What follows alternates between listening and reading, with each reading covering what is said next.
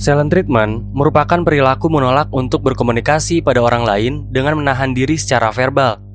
Silent treatment biasanya dilakukan ketika seseorang sedang marah, bertengkar, kesal, maupun menolak berbicara. Umumnya, target dari perilaku silent treatment tidak menyadari apa kiranya yang salah dari diri mereka.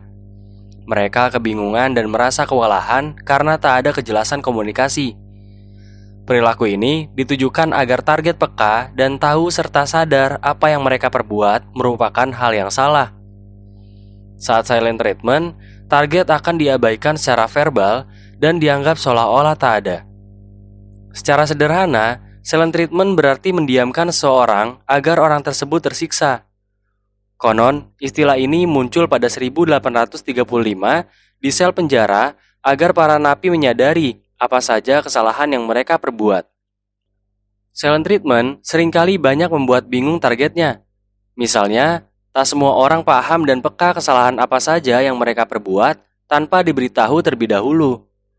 Misal saja, kita lupa tidak mengucapkan selamat saat ada teman yang naik jabatan. Lalu, teman kita tersebut diam dan menganggap kita tak ada. Padahal, kita memang tak benar-benar tahu teman kita tersebut telah mendapatkan kenaikan jabatan. Ada juga misal, kita meminjam uang ke kerabat dengan nominal kecil dan benar-benar lupa. Tapi si kerabat menganggap kita seolah-olah tak mau membayar. Kerabat tersebut menjauh dan menganggap kita tak tahu etika. Padahal kenyataannya kita benar-benar lupa dan belum diingatkan terkait hutang tersebut. Perilaku silent treatment ini kadang menjengkelkan dan membuat bingung banyak orang. Lalu, bagaimana menyikapi silent treatment ini? Apa saja dampak bagi target perilaku ini?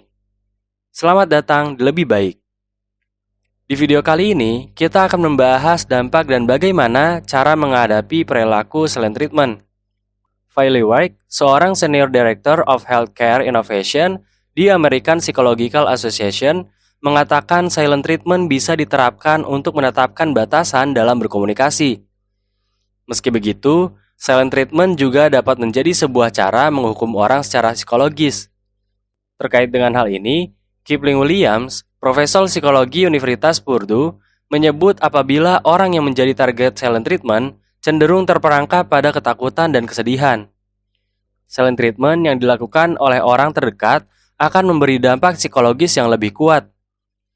Menurut sebuah penelitian, silent treatment banyak merusak hubungan antar individu.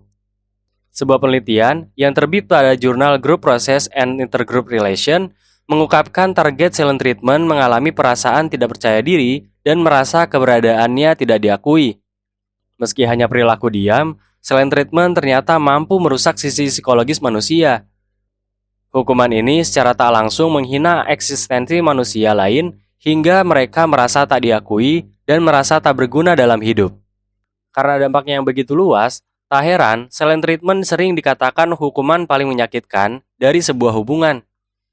Berbeda dengan beradu argumen atau berdebat secara verbal yang orang bisa dipahami maksud dan tujuan dari lawan bicara, silent treatment menunjukkan perasaan acuh tak acuh dan apatis yang membuat targetnya tersiksa dengan berbagai pikiran-pikiran negatif. Tak jarang, perilaku ini juga memunculkan kesalahpahaman dan prasangka-prasangka yang jauh lebih buruk.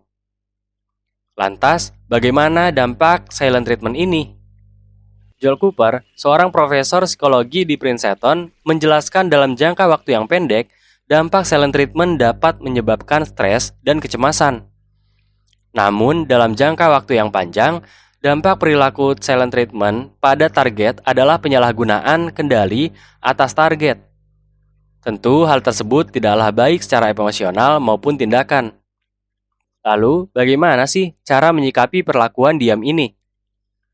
Pertama, menerima dan mengakui adanya perlakuan silent treatment. Dengan adanya hal ini, kita bisa memberikan sedikit ruang kepada orang yang melakukan silent treatment untuk menenangkan emosionalnya. Kemudian, setelah cukup waktu, kita dapat membicarakannya dengan baik-baik, yaitu dengan pernyataan yang lebih efektif untuk menyelesaikan masalah. Orang yang melakukan silent treatment umumnya lelah berargumen, namun masih belum dapat memaafkan. Alih-alih merusak momen tenangnya, memberikan ruang dan menjauh sedikit dapat menyehatkan hubungan. Kedua, perjelas situasi. Saat diperlakukan sebagai target silent treatment, kamu tak usah sungkan untuk menanyakan secara gamblang apa saja kesalahanmu yang bisa kamu koreksi. Misal, gue rasa lu lagi marah ya sama gue. Gue pengen hubungan kita baik-baik aja. Kalau ada kesalahan yang gue perbuat, jangan sungkan ya ngikutin gue. Gue bisa evaluasi diri dan koreksi apa aja yang salah. Kalau lu diemin gue mulu, gue bingung apa aja yang salah dari gue. Ketiga, hindari menyalahkan dan minta maaf. Pada dasarnya, tidak ada masalah yang bisa selesai dengan saling menyalahkan. Menerima bahwa ada kesalahpahaman yang bisa diperbaiki bersama lebih baik dibanding adu argumen. Kompromi terhadap kesalahan orang lain adalah tanda kedewasaan diri. Jika kita salah, meminta maaf dengan tulus akan membantu menyelesaikan masalah. Value Rec juga menegaskan apabila jauh lebih baik untuk menyelesaikan persoalan yang ada dengan saling berkomunikasi daripada melakukan silent treatment. Nah, itulah dampak perilaku silent treatment. Yuk selalu terbuka dan mengingatkan orang lain. Jangan biarkan mereka tersiksa hanya karena lupa atau tak tahu menahu kesalahan mereka. Jangan tunda untuk like, komen, dan subscribe lebih baik.